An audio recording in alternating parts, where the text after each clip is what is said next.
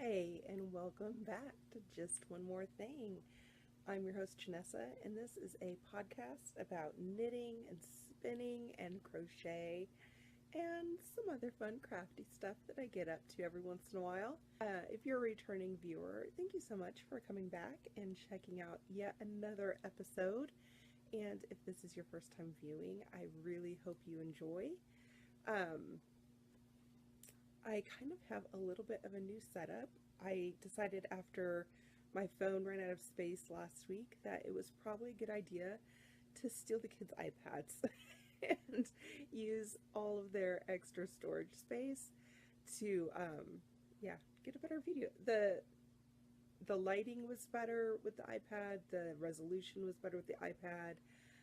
The framing was better with the iPad. So I hope it looks better on your end as well. Um, it's been kind of a long week. Like, I went back and looked to see what all I had done in the last episode. This is episode 7, by the way. I went back and looked to see what I had done in the episode from last week. And I was like, really? I didn't talk about this? That hadn't happened yet? What in the world? So it seems like I have a lot to talk about this week. And with that said, I'm going to jump right into the knitting. The thing that I am knitting on is the first time that I have touched it all week long. So I've made that much progress on the hitchhiker. It was just something easy to sit down and, I mean, it's garter stitch, so I don't have to look while I knit. And yeah, I was just going to keep my hands busy while I did the little intro. But I'll put it aside. We'll talk about it later. And I'll show you what I actually did work on this week.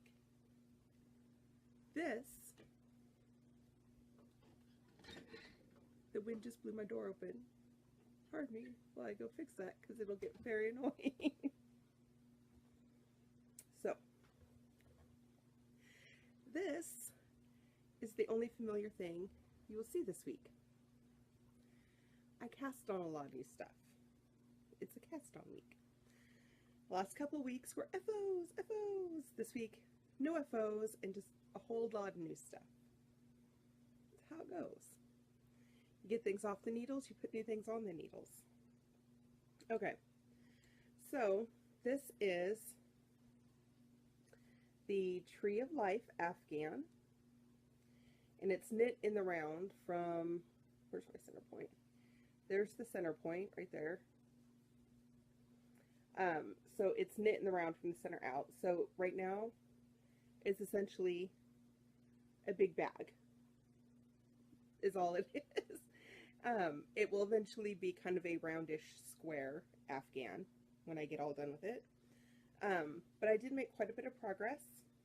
As you can see, there's the center point there, and I've knit all of that. So it's a good bit. This is one of those projects that I both love and hate.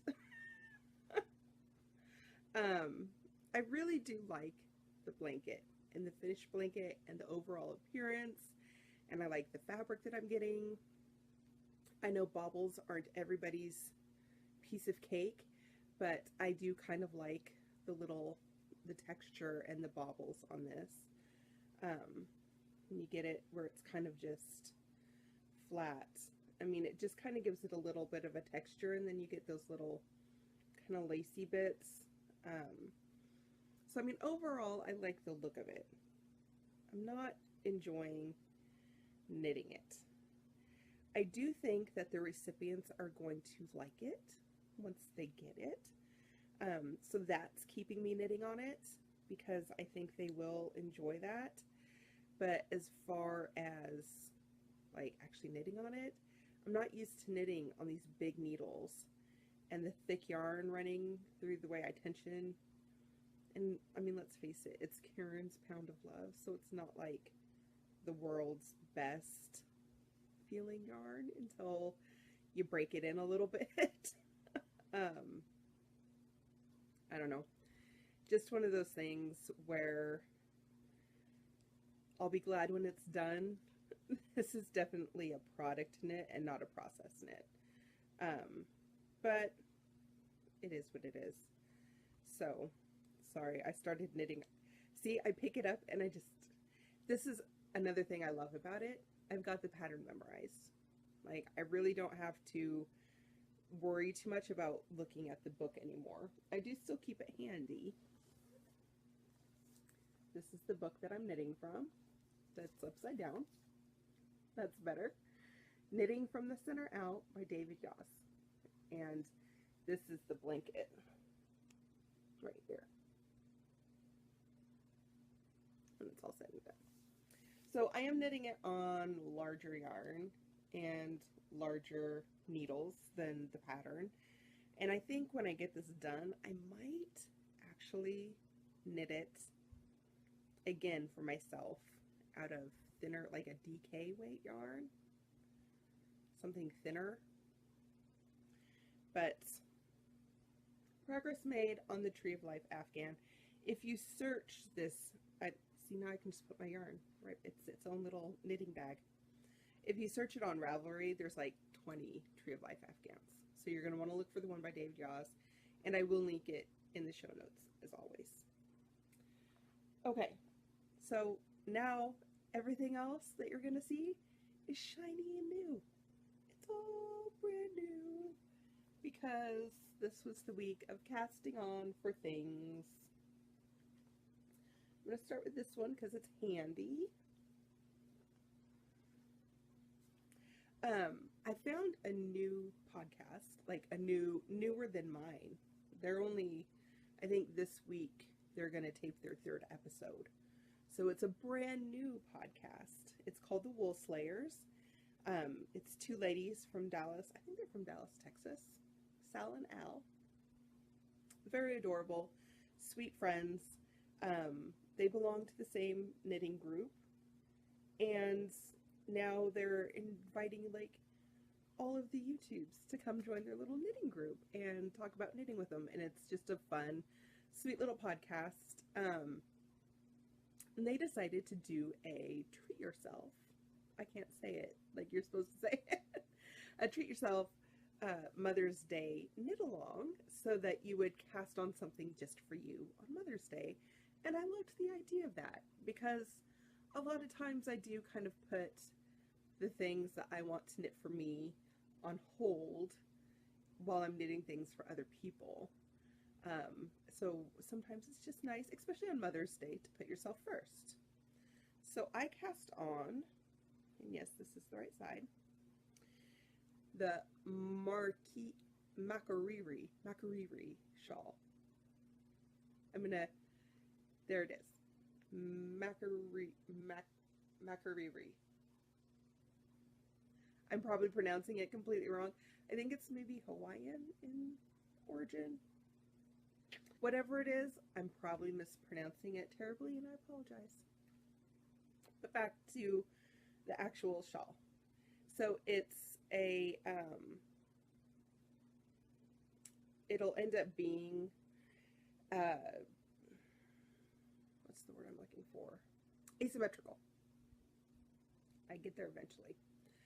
So this shawl is going to be an asymmetrical triangle. And it just is a really nice garter stitch. Then it goes into that stripe detail.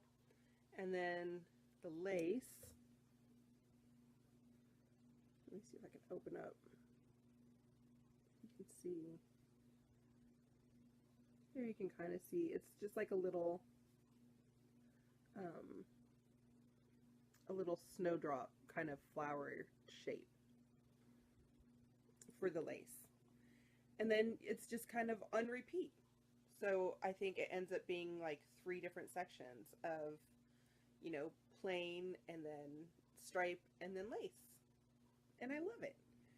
I knit from the cast on to about there. So that much I knit on Mother's Day. I had a very nice long day of knitting all to myself, and then I knit this last night. So it works really fast because essentially it is just all garter stitch. The lace took the longest, that little section of lace, because I have to like really pay attention. We discussed last week how I have to really pay attention when I do lace because of my weird left-handed knitting. But once I get to the garter section, it's just, it flies. Especially even with the stripes, like it just goes really fast. I am knitting this out of Knit Picks Stroll in the ash colorway. There it goes. And then Malabrigo Sock in the eggplant colorway. So those are the two yarns I'm using. The pattern actually calls for 3. You're supposed to use a main color and then 2 contrasting colors. But I'm just using 2 colors. So, because I can. Because I'm an adult and I can. Sometimes I feel like saying that to my kids when they ask me silly questions. They're like, well, why do you get to do this? Well, because I can't. Because I'm the mom. And that's just life. And it's unfair. And I'm sorry. Okay. This is Emerson's sweater. I haven't added on the second ball yet, but I'm about to. Because really all I've gotten done is placing the stitch markers for the raglan shaping and the collar. That's all I got. I did cast it on just to see, and then like I had it all cast on and nice and was getting ready to put the second ball on and just kind of knit away on it. I'm knitting this on size 5s. This is not a size 5 needle. It's not. I had to like quickly throw this onto a spare needle set because, and there really isn't a whole lot to talk about this yet, so I'm moving on. And the reason that this isn't on the needles that I'm knitting it with is because apparently I only have one set of size 5 circular needles, and I needed them for this project. I didn't anticipate this project coming out until Friday, and I had a new set of needles on order. They haven't arrived yet. Knit Picks is being on the slow side, of course. Like when I need the new needles, of course it's being slow. Of course. I cast on Thursday, my time, for the Joji Mystery Knit Along. And you guys are saying to yourselves, now wait, that wasn't supposed to happen till Friday. And you're right. It did happen on Friday in Australia. It was Friday somewhere when the pattern was released. Joji very kindly decided that she would release it midnight, you know, for the people who were international, so that they would have it first thing their Friday morning. It just so happens that here in the US we get a little lucky, and that means the pattern releases at like 5 o'clock-ish my time on Thursday evening. Yay! Lucky me. So this is the Joji Mystery Knit Along. If you want to be surprised, look away. Close your eyes. Listen to me like ooh and ah about it.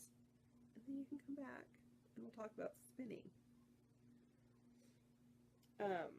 But yes, this is a spoiler. So these were the needles that were on the sweater for Emerson. I needed them for this, and the new ones haven't arrived yet. Are you ready? Are you ready? This is part of Clue 1. I'm going to try to stretch it out and not fall off the cable. I'll show you the side that doesn't have all the ends. How pretty. Yay. Look at that. So this is the first triangle. this is the second triangle of clue 1. Yep, 2 triangles. And I hear you guys were saying, but doesn't the pattern say that it's a true rectangle? Doesn't the pattern say that it's a true rectangle? Yeah, it does. That's what makes this a really fun mystery, because we don't know how it's going to go together. There are many ways to make triangles into square rectangular shapes. I don't know how that's going to happen, but it's going to happen. I think clue 2 kind of gives you more information from the hints that she's been dropping. Clue 2 will have more of that information. But so far, it's a mystery. There are a lot of ends to weave in, but I just kind of weave them in as I go, so it's not a horrible thing. I won't clip them. I'm just going to leave them like that until I get all done. Like when everything's done and the whole piece is washed and blocked, I'll go back and clip all those ends, because it's garter stitch, so I like to, once it's all stretched out, the ends are all, you know, nice and blocked in there with it. So I'll give you a close-up. Here's my yarn number 1. This is Knit Picks Imagination in the Castle Walls colorway. And this is yarn number 2. It's Sweet Georgia in a bluish gray color. This, believe it or not, is the same yarn as this down here. Both of these are yarn number 3, and that's my hand spun BFL. I just ended up having a very large stripe of black in the ball as I started knitting that. And then right here where that purple starts, that's hand spun merino and tencel. So there's that. And then that goes back to yarn number 3. This is, so yeah, the purple is 4, and then this brown is my 5th color, and that is Knit Picks Stroll in Fedora. I believe it's Fedora. Yeah. Stroll in Fedora. So, those are the 5 yarns. Those are the 2 parts of clue number 1. And I cannot wait for clue number 2. I'm excited about it. I think it's coming together really nicely. The one thing, and I don't think it's going to bother me all that much, if you go on her spoiler thread on the Joji group, or if you go on Instagram, you're going to see a lot of the triangles like pictured. And I have a picture of it on my Instagram too, of my triangles butted up against each other to make like a diamond shaped square. And mine aren't identical because my number 3 and my number 4, the hand spun yarns, they kind of stripe and are variegated in a way that they don't exactly match up. So I don't think I'm going to be that bothered by it. It is kind of nice to see the really symmetrical, like matchy-matchy triangles that some people are posting. But in the end, I don't think I'm going to be that bothered by it, because when you wear it, I don't think it's going to be that noticeable, and maybe they won't even be, I don't know. I'm not going to fuss about it until I know for sure if it's going to bother me or not. But even if it does, let's face it, like, I'm not going to go back and change it. I'm not going to reknit that. Let's put it that way. It is what it is. So, that's all the knitting that I have. And wow, we're already at 22 minutes. Sorry, this might be a long one, folks. Spinning. I have it all, like, I didn't want to take it all the way off, so I just took the flyer off. this is what I've been spinning on this week. There's a nice little shot of it. This is, it was honking. That hardly ever happens. This is 64's Merino top from Into the World. It looks like it was an October Club, if you can pronounce that. Oh, good luck to you. Because I don't know what it says. Reinerdine? Reiner? I don't know. It's really pretty. This is all I have left. I just broke it into two. But this will show you all the colors. So there's kind of these little light parts, some dark browns. It gets a little rusty. Nice kind of calm tan beige. And it goes into this really light gray. And then it gets dark and stormy. And then it gets light again. So basically all I'm doing is just kind of pulling off the little bits. I get like as close to the color change as I can. And I just pull those little bits off. Like that. And then I'll just spin those little bits like in the colors. So I'm trying to get relatively long color repeats.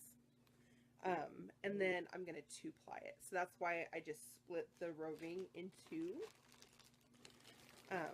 I'll spin half of it onto this bobbin, half onto another, and then I'll two-ply it. So I'm spinning, you can kind of see it there. I'm spinning fairly thin. Not super, super thin, but fairly thin. And I'll get probably like a nice fingering two-ply out of that. I'm really excited to get this off the wheel. I tried, because I only have 4 bobbins, and I only have the one. I have 2 wheels, but only one of them works.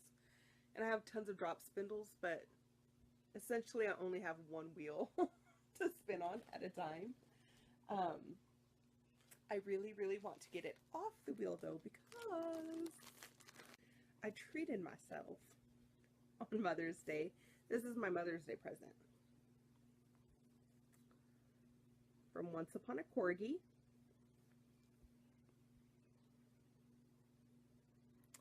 This is Hedwig. Do you see it? Do you see it? Hedwig. All of the nice snowy white bits. And then the little dark speckles and the green of her eyes. You guys. I'm just gonna...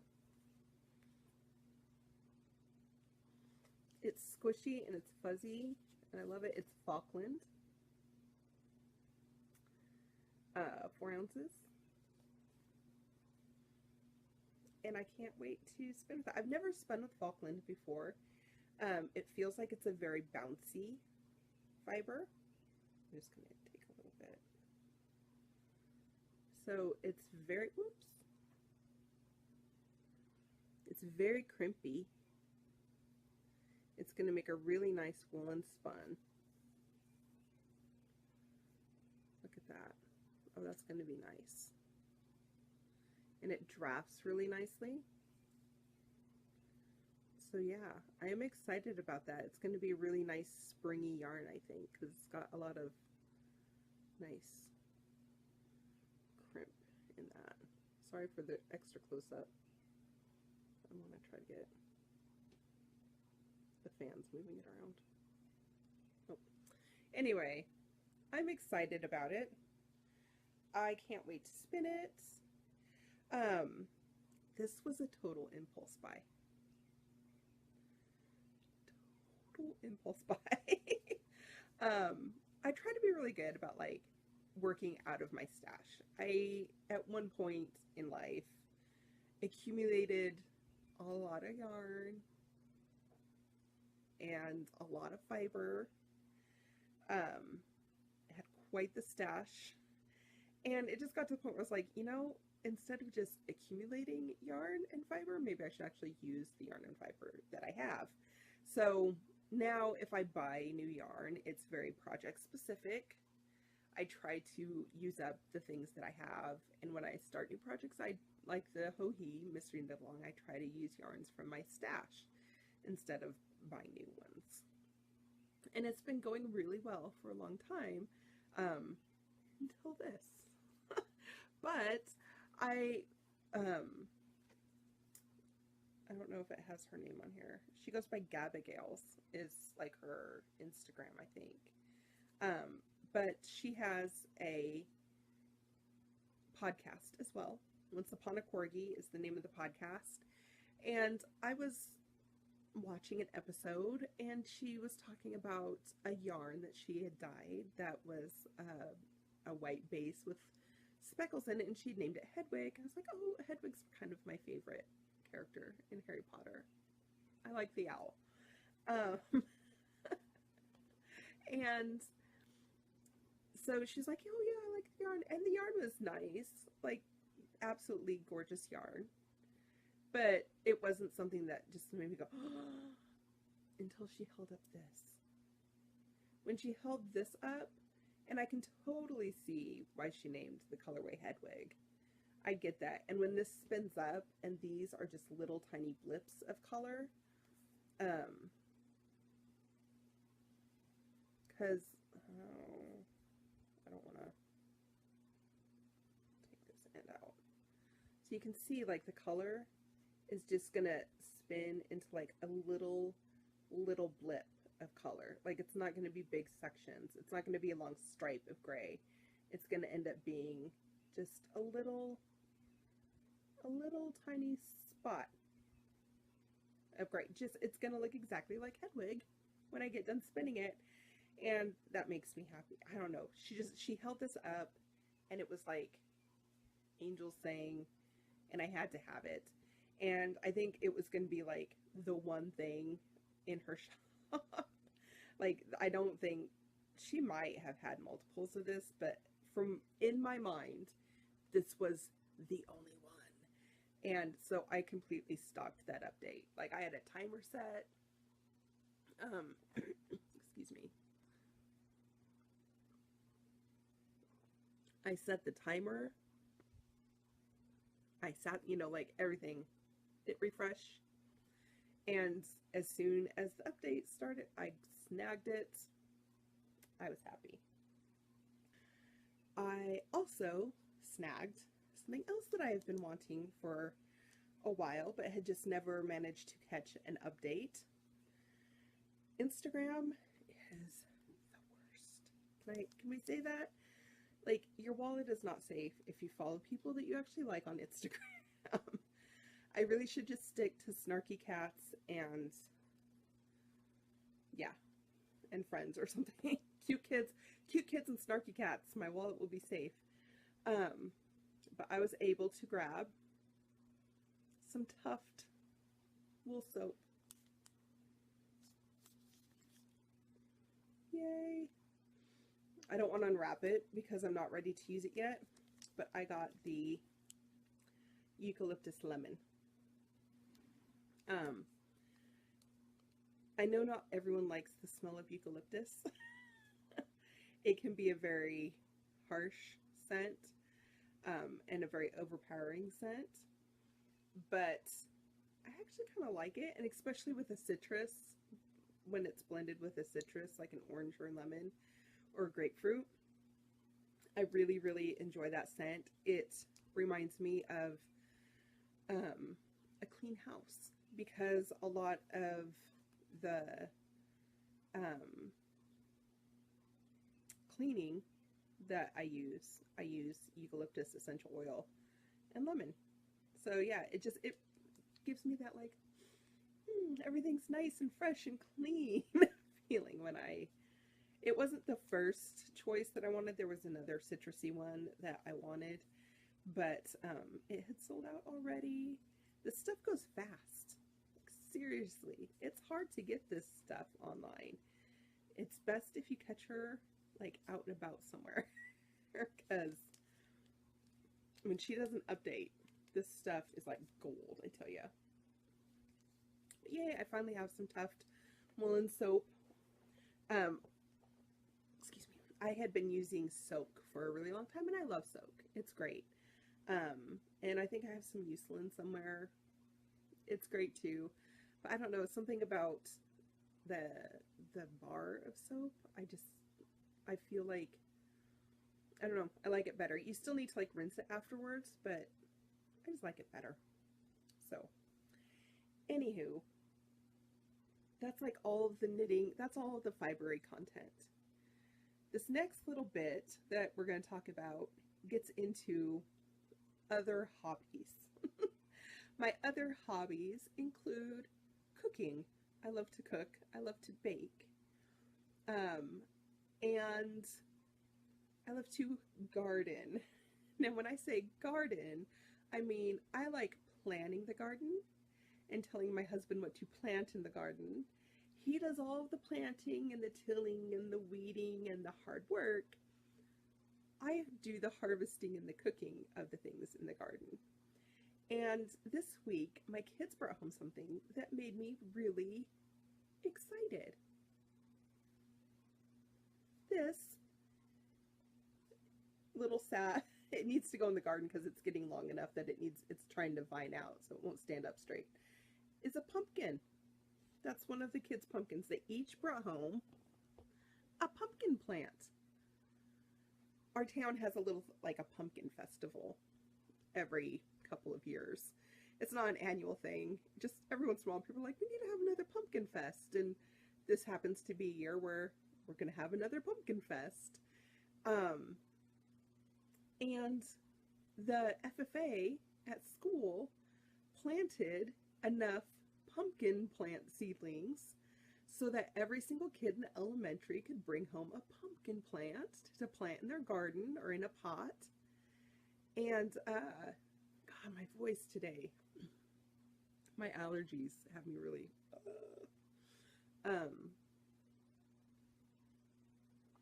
but yeah, so each kid in elementary, at the very last day of school, they sent everyone home with a pumpkin plant so that they could put it in their garden, and by the fall, they could have a pumpkin to enter in the pumpkin contest.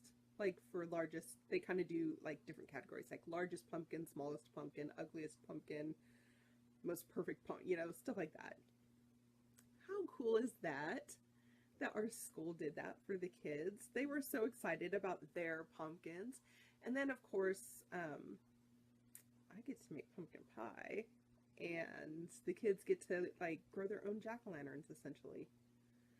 I love that idea. I wish more schools did that and promoted gardening and green spaces and things of that nature. I think it's really important. I'm actually going to tack on a video of our garden at the end.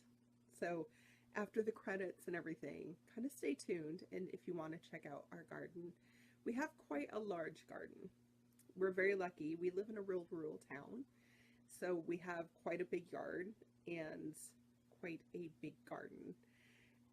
And then we kind of share garden space with my in-laws. They have a very large garden as well. And so sometimes things like potatoes, for example, grow a little bit better in my father-in-law's garden than it does in our garden. So he plants all those, and we'll plant things that don't grow as well in his garden that work better in ours. So we kind of share that a little bit. We also have a friend who has a farm, and they do a farmer's market, so they grow produce for quite a large number. I mean, they're growing to sell to other people. And my husband goes down and helps on their farm quite a bit. And part of the payment that he gets for doing that is like some of the produce. But we take the stuff that they can't really sell. So like lots of asparagus that maybe isn't like pretty or perfect. And then like rhubarb, sometimes it cracks a little bit on, or when you're picking it, maybe it breaks a little bit, or it's not pretty and perfect. We get all of those types of pieces. I had a lot of rhubarb, like seriously, a ton. They had picked rhubarb for the farmer's market, and Ben brought home a huge like Walmart sack full of all of this rhubarb, and it was like maybe I would get like a good section like this, and then it would have a crack in it, and then I'd get like a really long, good section like this. So it was a ton of really good rhubarb. And I was like, oh, wonderful. I'll make some bread, or I'll make a pie, or I'll do something with it. Well, then the next day he comes home with an equally large sack of rhubarb that didn't sell at the farmer's market, and so Tanya gave it to him to bring home. So I was drowning in rhubarb, and I didn't know what to do. Because most recipes use like maybe 3 cups of rhubarb cut up into, little chunks. We're talking probably like a good 16 to 18 cups worth of rhubarb once I got it all cut up and cleaned up. I didn't want to freeze it because I still have last year's rhubarb in the freezer. So what was I going to do with all of this rhubarb? I decided to make jam. More jam. Strawberry rhubarb jam 2017. It is a little on the runny side, so it's not a really firm set, but I like my jam kind of spreadable. Like, it's just enough to kind of stay on there, but it's not so like jelly. It's not jelly-like. It is very jam-like. So yay! I have 16 pints of strawberry rhubarb jam. Yeah, that's a lot of stuff. I told Ben that he's not gonna have to buy jelly at the store forever because between the blackberry grapey jam that I made a while back, we still have a couple jars of that left, plus these 16 jars. So I'm swimming in jam. There's a ton of it. And then I've still got yet more rhubarb in the fridge. More of it came home. This has been a good year for rhubarb, apparently. So I also did a lot of baking this week. I mentioned on last week's podcast that Emerson had requested pie for his little graduation party, and he wanted buttermilk pie. And some of you might be going, buttermilk pie? Ooh, what? That doesn't sound good. It is actually really good. It's kind of a southern thing. It's a custard pie is basically all it is. It's buttermilk and egg and a lot of sugar, so it's actually very, very sweet. And while I was searching for what in the world to do with all of the rhubarb in the fridge, I came across a recipe for rhubarb custard pie. And I thought, well, that sounds good. We like a custard pie. Everyone loves the buttermilk pie. I bet they would like this as well, because I'd used all the strawberries in the jam. So I looked at the recipe. I found it on Pinterest, and I'll link to the actual like Pinterest link that I found. But when I looked at the recipe, it was essentially my buttermilk pie recipe, except instead of buttermilk, they were using heavy cream. So I thought, well, if this is a custard pie with rhubarb in it, and I'm making a custard pie, essentially, with buttermilk, why not make a rhubarb buttermilk pie?